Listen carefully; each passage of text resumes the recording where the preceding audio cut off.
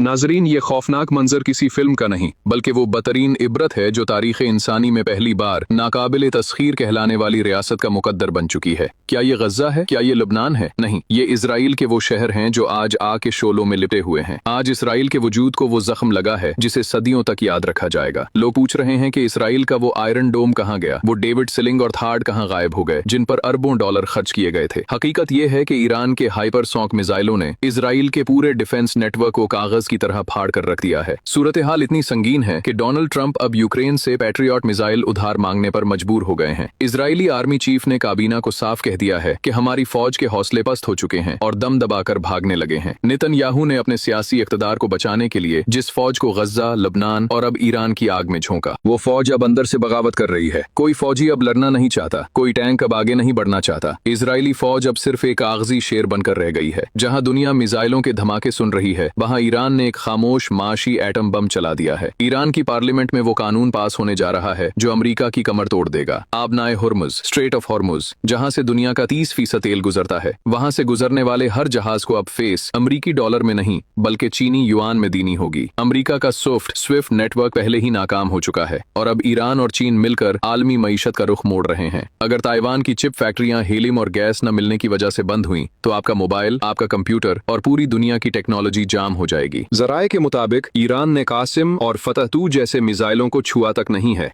ये वो हथियार हैं जिनका मुकाबला करने वाली टेक्नोलॉजी अभी दुनिया में बनी ही नहीं। ईरान का कहना है कि वो महीनों तक ये जंग जारी रख सकता है, जबकि इजराइल के पास अब सांस लेने का वक्त भी नहीं बचा। इजरायली मिलिट्री ने नेतन्याहू को अल्टीमेटम दे दिया है, हम ईरान में हुकूमत नहीं गिरा सकते, इस जंग को फौरन लपेट लो वरना फौज मुकम्मल तौर पर सरेंडर कर देगी। ट्रंप अब ऐसी बयानात दे रहे हैं जैसे वो फरार का रास्ता ढूंढ रहे हों। वो ईरान अब अपनी शराइत पर जंग खत्म करेगा और अमरीका को इस खिते से जलील होकर निकलना पड़ेगा।